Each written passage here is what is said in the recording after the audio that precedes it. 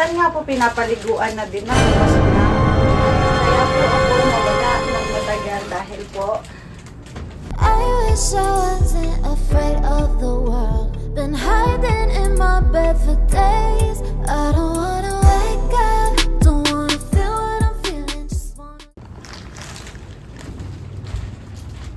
Hi guys! Welcome back to my channel. Kamusta po kayong lahat? And long time na si po. So for today's video, andito po ako ngayon para mag-open ng aking parcel from Shein. So ito pong mga parcel ko is gagamitin ko for my dialysis. So speaking of dialysis, kaya po ako nawala ng matagal dahil po dito nagpa-dialysis na po ako. Then, kailangan ko pong magpahinga ng matagal and na-confine sa ospital, pabalik-balik, check-up. Tapos ngayon, 3 times a week po ang aking dialysis. So, kailangan natin ng maraming dress. So, let's start. I-open na natin. Then, habang nag-open at nagsusukat, ikikwento ko kung bakit tayo nawala from the start. So, let's go! So, okay, i-open na natin ang ating parcel. Then, ikikwento ko sa inyo kung bakit tayo nawala. So, ganito po yun. Noong December kasi start nun, mahina na po ako. So, January, February, kailangan ko nang maghanap ng kasambahay. Kasi po, lagi na po akong nahihimatay. Mahina na po ako na simula pa lang nung February. Pero, nakakaya ko pa naman kumilos. Pero unlike before na healthy, kahit unhealthy ang person, basta kaya ko pa po ang sarili kong alagaan. Kahit mag-isa lang ako, diba? Pero ngayon, hindi ko na po kaya. Dahil hindi ko na kayang magluto, hindi ko na kayang asikaso para sa sarili ko. Minsan nga po pinapaliguan na din ako kasi nga hindi ko kaya. So, ayun. Ang nangyari po kasi sa akin, alam nyo naman na may sakit ako since 2018 pa po, di ba? So, ayun na, tumaas na po yung creatinine ko nung February, umabot na ng 1.8 na. Buti hindi po ako na loka-loka nun. Sa bagay, aning-aning naman na talaga ako. So, ayun. Tapos, ay nangyari, pabalik-balik na po kami sa ospital. Tapos, puro tapos, hindi na natapos, pero gagawin kong short story ito kasi masyadong mahaba, maraming nangyari. So, ito. Tingnan muna natin to. Oh, first item. Oh, sino ka dyan? Parang ang laki nito ah. Kita nyo ba? Ito ang first item. Tingnan muna natin. O sige, habang nagaganto tayo. Lagi po ako nakukonfine dahil nga mataas na yung creatinine ko. Tapos, ang masama pa nun, bumaba din po yung hemoglobin ko. So, nalagi na po akong nahihimatay. Unting lakad ko lang, wala pang 5 minutes, nahihilo na po ako. So, ang nangyari, lagi na lang akong nakahiga sa bahay. Kaya hindi na po ako nakakagawa ng mga video, hindi na ako nakakapag-live. As in, pahinga na po ang nangyari sa akin. Tapos, dumating na yung March, April, May. Nung May, nung dumating yung aking partner, okay naman ako noon. Napapaggala-gala pa kami noon, pero hindi na ganun kalakas. Tapos, May, June, July. Yun, nasa ospital na naman ako. Then, August, ospital na naman. At yun po, August, pinakamalala. Pinakamalalang nangyari sa akin noong August. Dahil, sukat muna natin. Sandali lang. Diyan lang kayo. Look guys, ang cute na. Rate na rin natin. Rate ko 1 to 10. 8. Parang umiitim ako lalo sa kulay niya, pero maganda naman siya. Di ba? Ang cute. So, ayun na nga. So, August ako na-start, ospital. Check up lang dapat kasi yon ng August 4. August 4, nagpa-check up ako kasi mahirap na yung hinga ko. Parang Basta mahirap. Tapos, ang nangyari, isang araw kami sa ospital para check up. Tapos hindi na kami pinapaalis kasi nga dialysis na lang daw ang pwedeng gawin sa akin. So hindi ako pumayag kasi ayoko nga pong magpa-dialysis. Ginawa namin, nagbayad lang kami ng bills, tas alis na. And then, nagpahinga ulit ako sa bahay. August 5, 6, 7, nagpahinga ako nun muna, pero hindi ko pa rin kinaya. Ang nangyari, pumunta ulit kami sa ospital, sa ibang ospital naman, sa Medical City naman kami pumunta nun. Una kasi sa NKTI, pangalawa sa Medical City.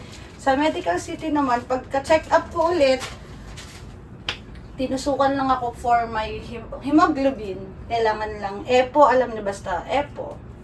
Yun, kailangan lang akong tusukan. Tapos, ang nangyari, dialysis na naman ang ending sa dialysis. Sabi, kailangan dialysis daw para daw umukay daw ako. So, ang ginawa ko, nagbayad na naman kami ng bills. Tapos, umalis ulit kami. Tapos, August 8 naman, pagka-uwi namin, nagpabili na lang ako ng oxygen para po sa bahay gagamitin.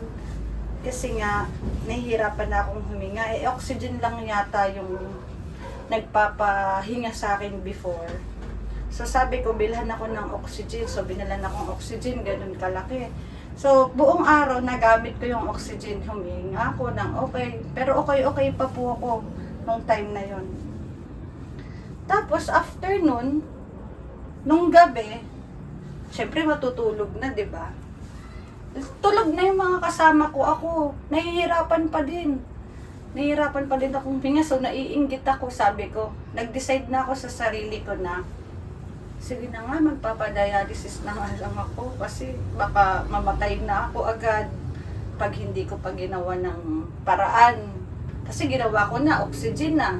Nahihirapan pa rin ako. So, paghihiga ako, hindi pa rin ako makahinga. So sabi ko, sige na,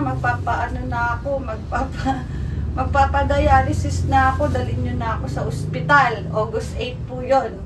So, sabi ko, natuwa naman sila, yung mga family ko, ginising ko sila. Sabi ko, sige na, dalhin nyo na ako sa ospital. Ulit, sure na ako, magpapadialysis na ako. So, tuwan-tuwa sila kasi gusto nila akong madialysis. Inaantay lang nila po yung decision ko kung ano yung gusto ko. So, ang nangyari, sabi ko, sige, wait lang. Mag-iisip pa ako ng matagal ulit. Nung gabing yon, sabi ko, sige na, sure na talaga ako, dalhin nyo na ako sa ospital. Ang ginawa nila, tumawag na sila ng ambulansya. Nag-contact na sila ng ambulansya para ma-ambulansya na ako papunta sa NKTI para magpa-dialysis na ako. So, bago yun, sukat muna ulit natin tong pangalawang item na dress natin. Oh, just wait lang ulit. Oh, eto na po yung ating second dress. Ang ganda, no? So, rate ko to, 8 ulit. Oh, yan. Cute. Diba? So, ayun na po. Tuloy ulit natin ang ating kwento.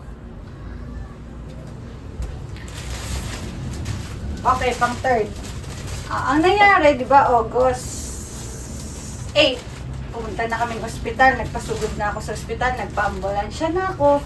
Tapos, ayun na, sinundo na kami ng ambulansya. Siyempre, first time kong sumakay sa ambulansya. Ganun pala yung feeling. Grabe, napakabilis. Masuka-suka na ako dun sa ambulansya kasi nga, ang bilis ng pagpapaandar nila. So, NKTI pa yung punta namin nun. So, nagsusuka na ako, tas nilalagnat pa rin ako, tapos mahina yung, mahina ako nung time na yon. So, naka-oxygen ako habang nasa ambulansya. So, pagdating sa NKTI, ang haba ng pila, mga mare.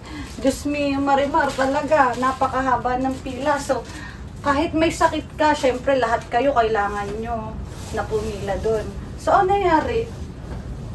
Ayun, nasa loob ako ng ambulansya, tapos may pumipila na sa akin, yung family ko, nakapila na sila doon, nag-fill up na din. Tapos ang tagal pa rin naming nakapasok, siguro mga 3 hours kaming nag-antay sa labas. So tiniis ko yun, syempre. Nilaksan ko talaga yung loob ko. Sabi ko, kaya ko yan. Kaya ko yan. Kaya ko yan. Basta madialysis na ako. Sure na talaga ako. Tapos, kasi doon, di nakapasok na kami. Ang nangyari naman nun, nung pagpasok namin, nag-antay pa rin kami. Sabi niya, okay lang po ba nasa wheelchair kayo, uupo kasi walang bed. Kasi di ba punuan sa NKTI, marami nagpapagamot. Dumami pa kasi nung time na yon nagkabagyo. Tapos ang mga pasyente is puro leptospirosis, ayun, dinadialysis na rin po kasi yung mga ganun ngayon. So, dumami. Marami akong kasabayan. Tapos, ilang days pa po ang tinagal ko. Nung time na yon 8, 9, 10, 11, 3 days. 4 days pa hanggang 12. Nang umaga, umabot pa kami doon. Nakaupo lang ako sa wheelchair. Tapos, andun lang kami sa isang sulok.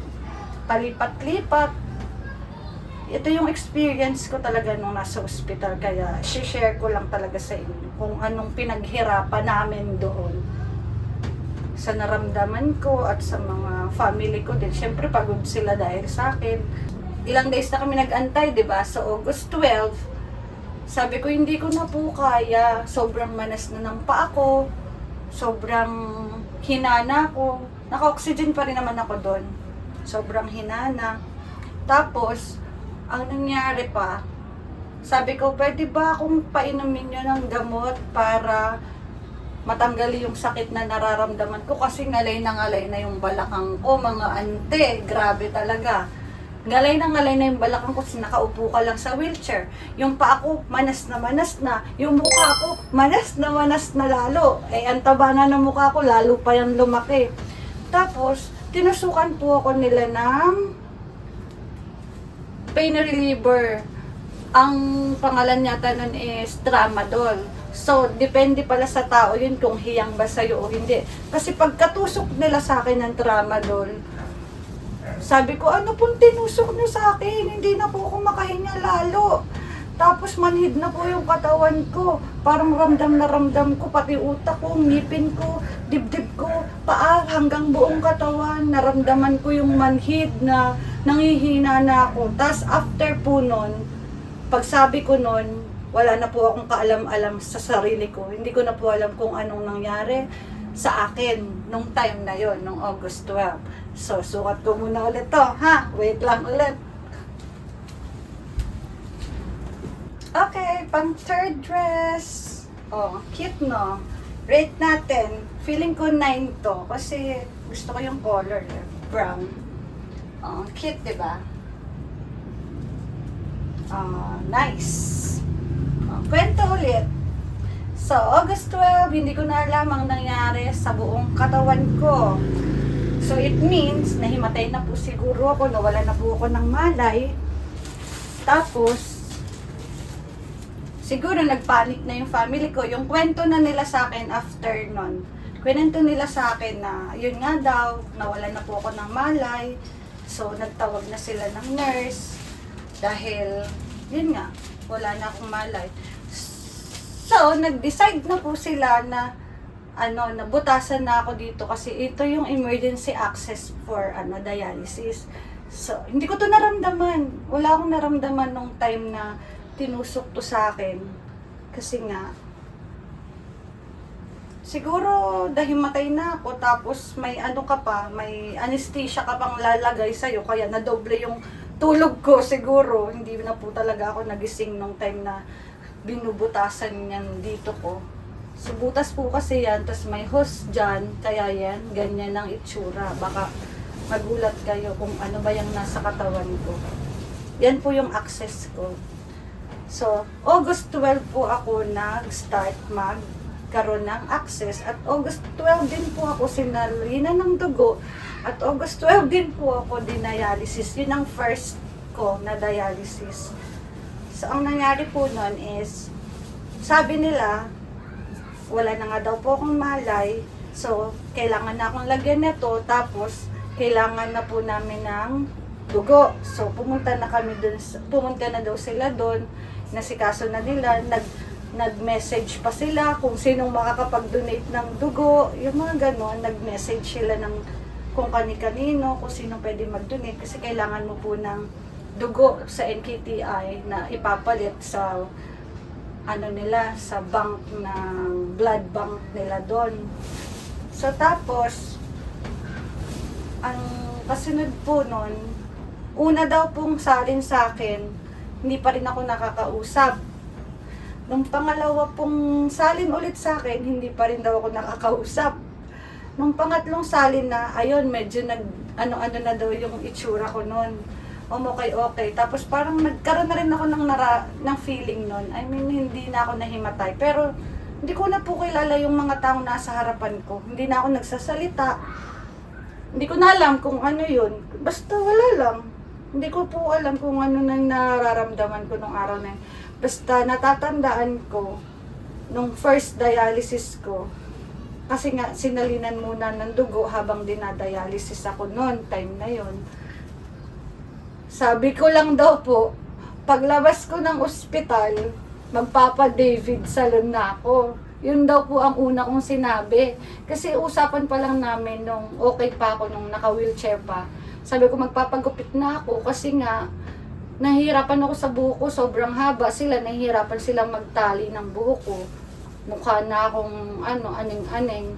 Kaya, sabi ko daw pagka bukas ng bibig ko, magpapasalon ako sa David Salon. Sabi kong ganun. Pagkalabas ko sa ospital, di nagtawanan yung mga nurse daw, sabi nung mga kapatid ko. Tapos ayun po, nagkaroon na ako ng buhay nun. Sa first dialysis ko, so hindi ako nagsisi na nagpa-dialysis na ako. Kasi siya yung bumuhay ulit sa akin. So, ayun, pagtapos nun, pangalawang dialysis ulit, second day na po yun. So, 13 na. Nung 13, dinialysis po ulit ako. Habang na-confine to sa NKTI. Na-confine lang kami doon. Inaantay lang namin yung time na dialysis ko. Tapos, ayun. Tuloy-tuloy yung pagdadialysis ko. Tapos yung pangalawang dialysis ko daw is nagwala daw ako sa loob ng dialysis center. Ay doon, sa mismong sa NKTI. Tinanggal ko daw yung BPAP ko. Tinanggal ko yung BPAP ko noon, time na yon.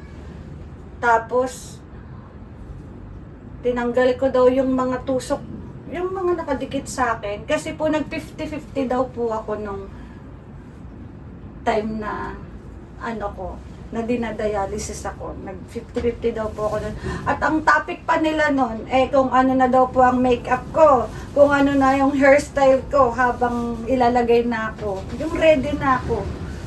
Kaya sabi po nila, ng family ko, umiyak na lang daw sila. Tapos yun nga, sabi ko kung anong kaya pang gawin na sa akin.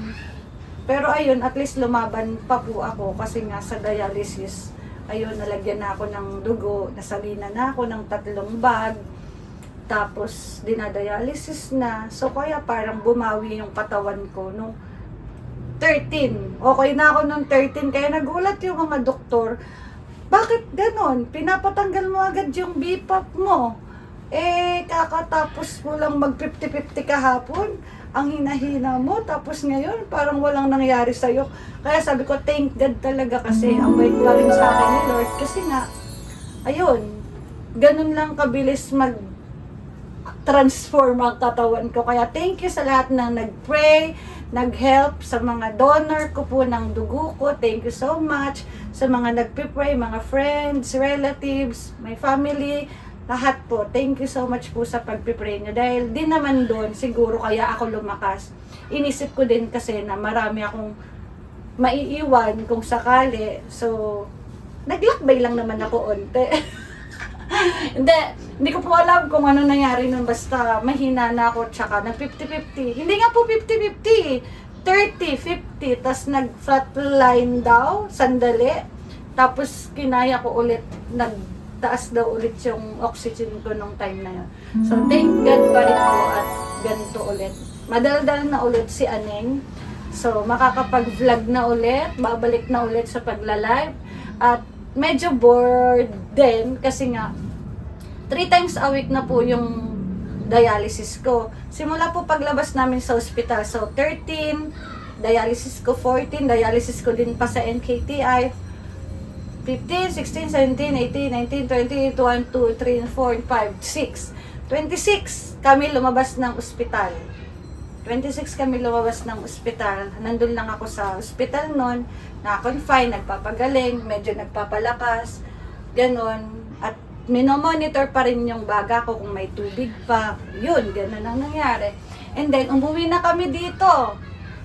Tapos, syempre, masaya ako kasi yung partner ko umuwi, nag-emergency leave galing sa kanila.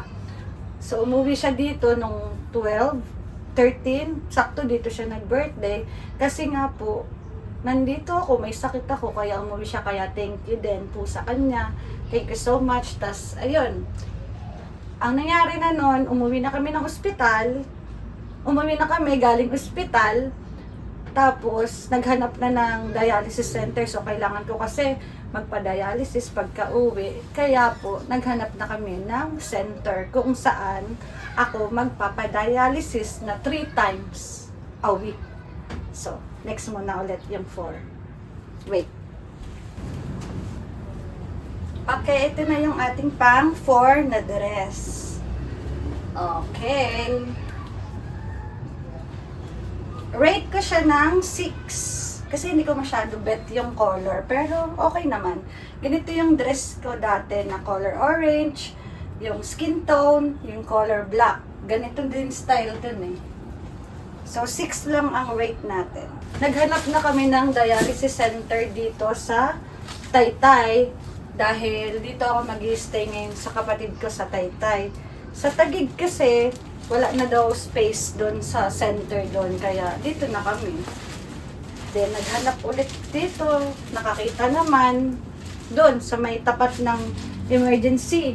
Sa gustong bumisita sa akin, punta kayo doon. So, ayun, doon sa Renal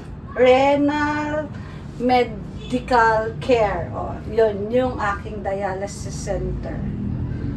Doon po ako lagi. 3 times a week po ang aking schedule doon. Ang cute naman ito.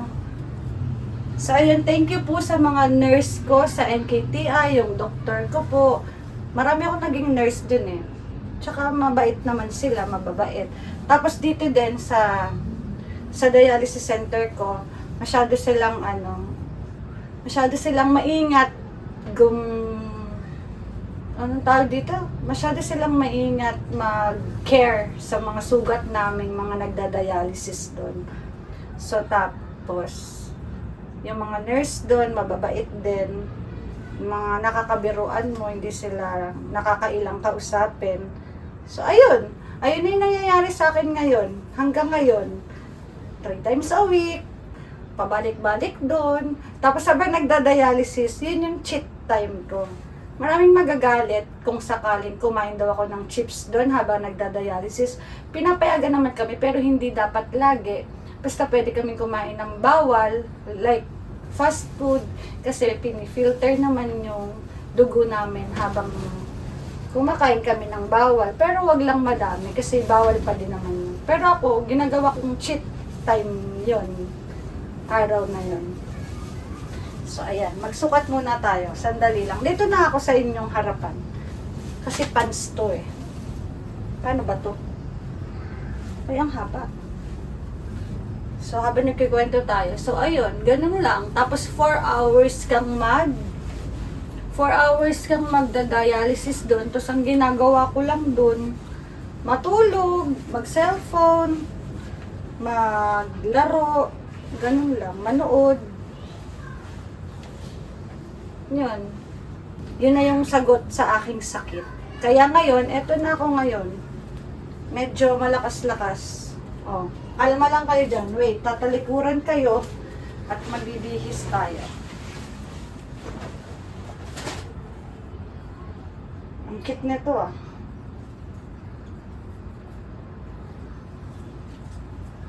Sandali.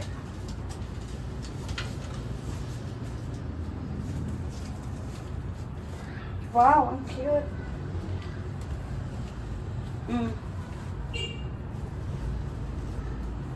Kailangan ko kasi ng mga ganitong damit eh. Nahihirapan akong mag-isip kapag magpapadialysis kami. Hindi naman pwedeng laging naka-t-shirt kasi mahirapan pa akong maghubad. Hindi naman hubad din yun habang nagda-dialysis ka. Kailangan mong ganun din. Eh, mahigpit yung mga t-shirt ko. Kaya sabi ko, kailangan ko ng mga dress at saka mga spaghetti. Cute to. Rate natin 9. Medyo paliliitan ko kasi masyadong mahaba sa akin. Paliliitan ko lang. Ang cute ng ano na. Ang cute ng dress. Ay, itong, ano ba tawag dito? Crop top with pants. Next. Tapos, ngayon guys, balik na naman tayo sa pag-YouTube kasi naboboard nga ako. I-aano ko sa inyo yung journey ko habang ganito ako ngayon, nagda-dialysis. So, kaya po ngayon, sa mga nagtatanong ulit kung bakit nangyari sa akin to, is mahilig po ako sa maaalat. Maaalat na pagkain, na fast food, mahilig ako doon sa mga frozen, noodles, mga ganon. Soft drinks, hindi po ako nagtutubig dati, lagi po akong soft drink. Kaya ngayon guys, payo ko sa inyo, sa mga okay pa ang kidney, uminom na po kayo ng maraming tubig, bawasan nyo na po ang pagkain nyo ng mga fast food, mga chips, mga ganon. Kasi dun po ako nag-start. Concerned din naman ako sa inyo, kaya kailangan nyo ring malaman na ganito yung nangyari sa akin. So, wag nyo na akong gayahin. Dahil mahirap magkasakit, guys. Kailangan nyo uminom ng maraming tubig. Kasi once na madialysis ka, bawal na sa'yo ang maraming tubig. 1 liter na lang ang iniinom namin sa isang araw. So, ang hirap, 'di ba? Dati gustong-gusto ko soft drinks lang, bawal akong uminom ng, hindi ako umiinom ng maraming tubig kasi ayoko. Ngayon naman na gusto kong uminom ng marami, bawal naman. Kaya nasa huli guys talaga ang pagsisisi, 'di ba? Kaya ngayon pa lang, kapag may nararamdaman na kayong masakit yung mga balakang nyo, yung tagiliran nyo, pa-check up na kayo agad para maagapan agad yung sakit ninyo. Huwag na kayong tumulad kay Aneng, pasaway. Pero ako naman po, yung pagiging pasaway ko is, ano naman yun, bukal naman sa loob ko talaga yun, na hindi ako magpa-dialysis. Decision ko na po para sa sarili ko yun. Kasi ayoko pong nahihirapan ako. O, diba? Sino bang may gustong mahirapan? O, diba? Next! Pang ano na to? 4, 5. Pang 6 na. O, next. Sandali lang. Dito na lang tayo ulit. Wait lang.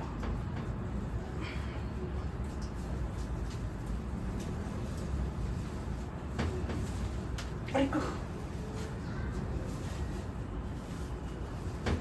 Ang cute ng color niya. Ay, wait lang. Hindi ko makuha. So, ayun po. Maging ano kayo sa katawan nyo. Kain kayo ng gulay. Huwag masyadong mga fast food. Minsan-minsan lang pwede naman yun. So, ito na yung pang-anim nating dress. Oh, ang cute ng color. 8 to sa akin, 8. Rate to 8.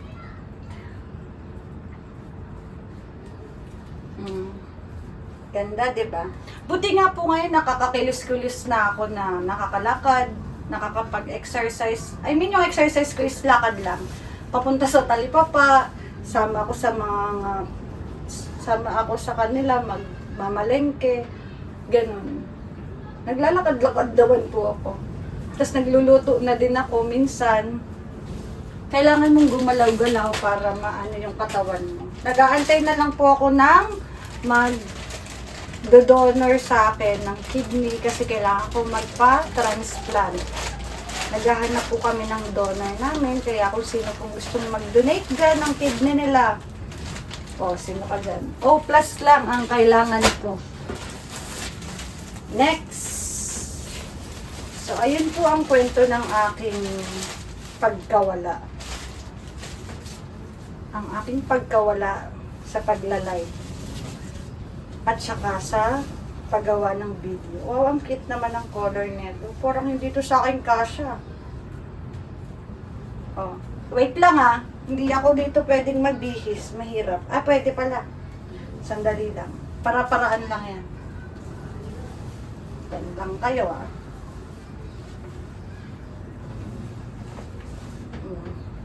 Para-paraan lang yan guys. Para wag na tayong umalis sa camera. O, di ba? Ang cute ng color nito, pero masyadong mahaba. Gusto ko maiksi lang. O, yan. Pang 7.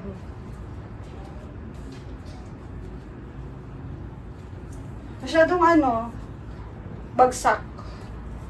Lalong nawalan ako ng dede.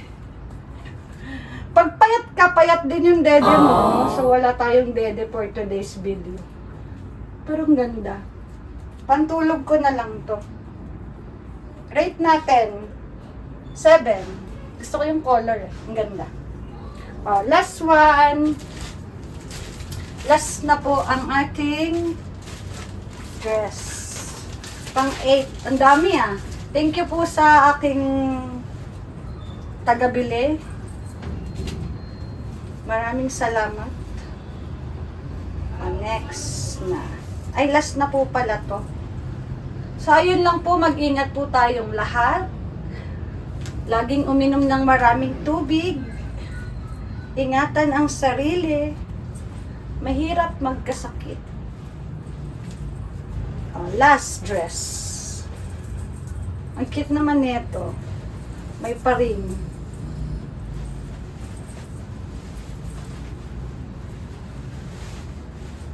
Oh, ang ganda ng kulay. Wait lang. Ibagin ulit natin.